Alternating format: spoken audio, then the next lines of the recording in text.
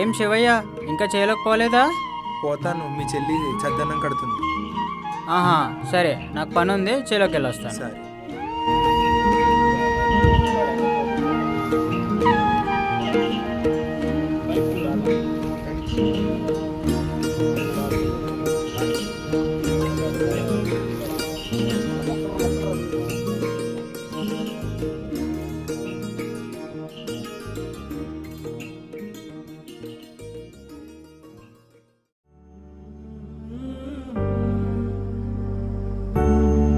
అయ్యో భగవంతుడా, ఇప్పుడు ఎలా?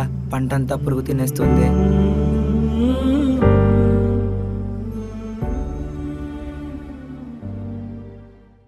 నమస్తే అండి. నమస్తే, చెప్పండి. ఇదేదో పురుగు తినేస్తుంది చూడండి. ఓ ఇదా, నాకు తెలియదు కాదు, నేను ఇస్తాను, కొట్టండి. ఇదిగోండి, ఇది తీసుకుని కొట్టండి. పురుగు మొత్తం చచ్చిపోతుంది కదండి? చచ్చిపోతుంది, కొట్టండి. సరే అండి. ఎంత అండి? 1500 అండి. తీసుకోండి. సరే అండి, ఉంటానండి. వెళ్ళిరండి.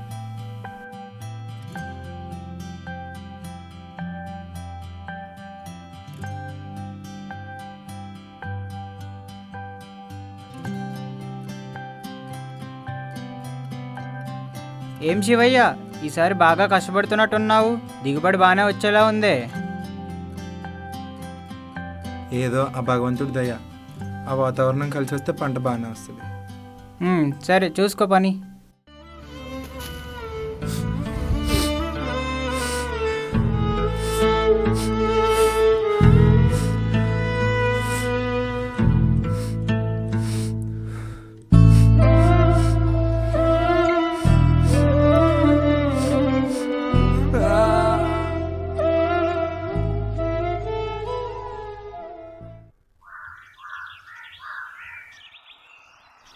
ఎరా శివయ్య, ఎలా ఉన్నావు? ఎవరండి? నేను రా, విజయ్ కుమార్ని, గుర్తుపట్టలేదా? ఓ విజయ్, నువ్వా? కూర్చో కూర్చో. ఎరా శివయ్య, ఇంకా ఎలాగ ఉన్నావా? వ్యవసాయం వదలవా? ఏదో అలా బతికేస్తున్నా, ఈ మట్టిని నమ్ముకుని, భగవంతుడి దయ వల్ల. ఏముందిరా ఈ మట్టిలో? వ్యవసాయం వ్యవసాయం అంటూ కూర్చున్నావు. వచ్చాయి నాతో పాటు, మీ పిల్లల జీవితం అన్నా బాగుపడుతుంది. సరే, చూద్దాం. సరే మరి, అయితే వెళ్ళొస్తా. ఏంటయ్యా ఇది? వ్యవసాయమే తెలుసు మనకి, తెలియని దాంట్లో వద్దయ్యా. ఇంకేం చేయమంటావు? చూస్తున్నావు కదా, పంట నష్టాలు, అప్పులు, మన పిల్లల భవిష్యత్తు కూడా బాగు చేసుకోవాలి కదా. ఏంటి బావా, చెల్లి చెప్పింది పట్నం వెళ్ళే ఆలోచనలో ఉన్నావంట, నిజమేనా? తప్పదుగా శ్రీను, నష్టాలు భరించలేకపోతున్నా, పిల్లల గురించి ఆలోచించాలి కదా. బావా, రోజులు అసలే బాగాలేదు, పట్టణంలో ఎలా ఉంటావో ఏంటో, జాగ్రత్తగా వెళ్ళిరా. సరే శ్రీను, చూసుకుంటా, బాగానే ఉంటా. ఏం శివయ్య, పోదామా? పోదాం, పద. సరే, వెళ్ళొస్తా.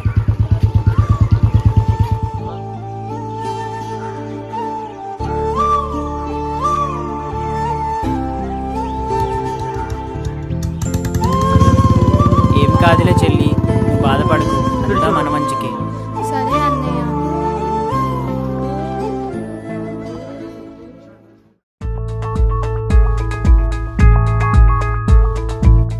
శివ, కూర్చో.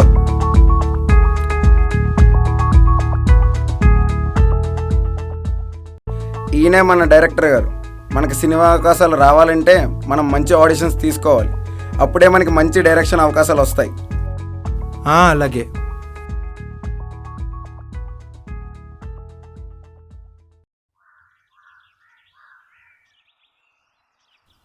ఒక్క నిమిషం, ఇక్కడ ప్రెసిడెంట్ గారు ఎక్కడ ఉంటారు? అలా వెళ్ళండి, వెనకమాల ఉంటారు. అలాగా నమస్తే అండి. నమస్తే, కూర్చోండి. పని ఏంటి చెప్పండి. నేను పట్నం నుంచి వస్తున్నానండి. మీ ఊర్లో ఎవరన్నా సినిమా రంగంలోకి రావాలనుకుంటున్నారా? ఆడిషన్ లాంటివి చేయాలండి ఇలాగా. వాళ్ళు వీళ్ళు ఎందుకండి, నా కొడుకులో 3 ఉన్నారు. రే వెంకయ్య, వెళ్ళి పిలుచుకురా. సరే అయ్యా.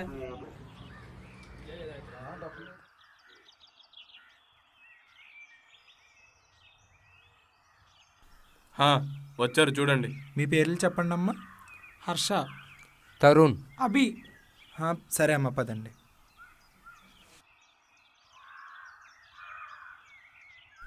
చూడండి, మీ ముగ్గురికి ఒక నాటకం ఇస్తాను. దానిలో బాగా నటిస్తే సినిమాలో అవకాశం ఇస్తాను. నువ్వు 3వ వాడివిగా ఇటుండు. మీ అన్నయ్యకి జ్వరం వస్తుంది, నువ్వు 2వ వాడివి డాక్టర్. నువ్వు బయట ఉంటావు. అప్పుడు మీ చిన్న తమ్ముడు నీ దగ్గరికి వచ్చి ఏడుస్తూ అన్నయ్య అన్నయ్య పెద్ద అన్నయ్యకి ఒంట్లో బాగాలేదు అంటాడు.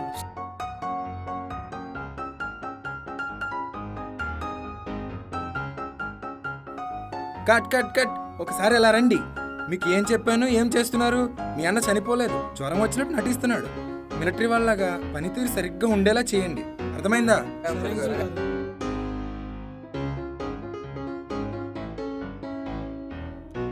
అన్నయ్య ఏమైంది? తమ్ముడు జ్వరం వచ్చింది.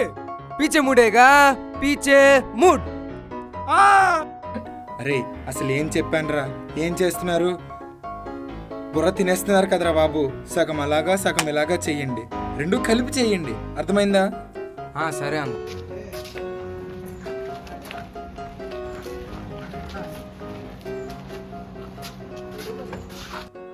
అన్నయ్య అసలు ఏమైంది? తమ్ముడు జ్వరం వచ్చింది తమ్ముడు.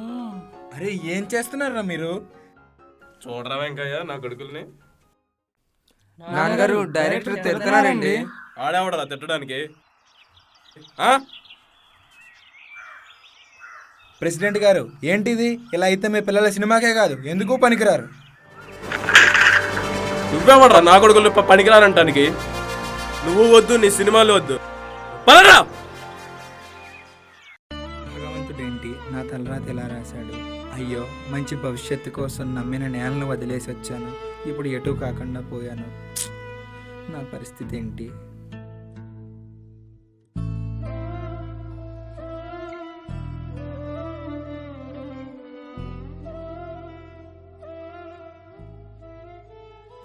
లక్ష్మి,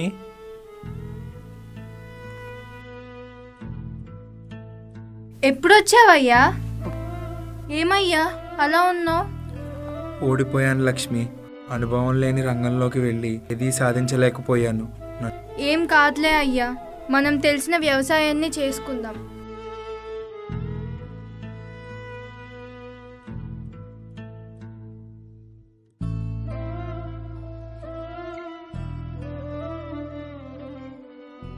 సరే లక్ష్మి, పొలం పోయి వస్తాను. సరే అండి.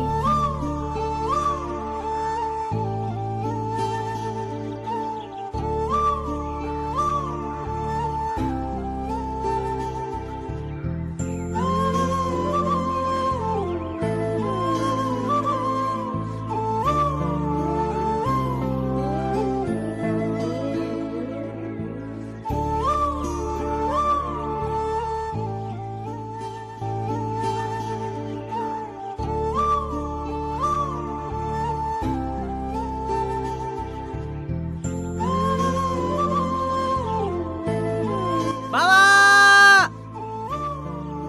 ఏం చేస్తున్నావు బావా? బుర్ర తక్కువ పని చేస్తున్నావు. అక్క పిల్లలు ఏమైపోవాలి?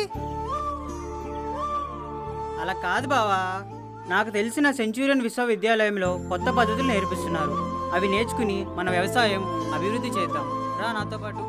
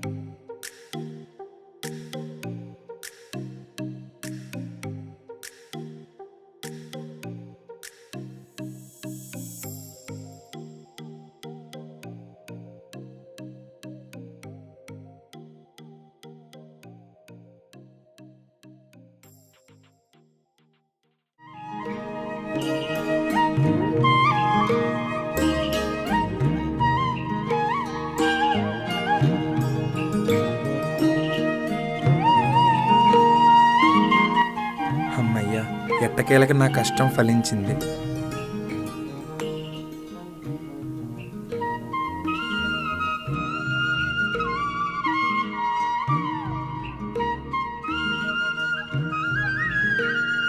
చూసావా లక్ష్మి, ఏంటి బావా, మన పంట ఎలా పండిందో?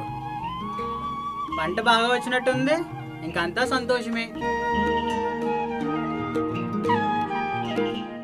ఈ మా చిన్న ప్రయత్నం ద్వారా మీకు తెలియజేయిందేమనగా రైతులందరూ కూడా సాంప్రదాయ పద్ధతులు, పూర్వకాలపు పద్ధతులు కాకుండా ఆధునిక పద్ధతులు వాడి దాని యొక్క దిగుబడి ఎలా ఉందో గ్రహించాలని కోరుకుంటున్నాము.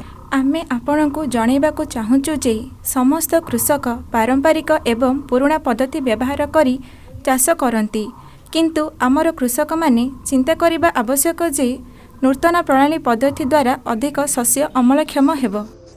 Our first Prime Minister Jawaharlal Nehru ji said that everything can wait but not agriculture. As we know, agriculture is backbone of our country. Still, many farmers are using traditional technology.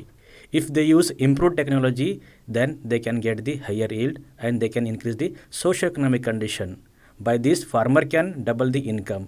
If the farmer improved, nation will improve. By this, I can say that Jai Jawan, Jai Kishan.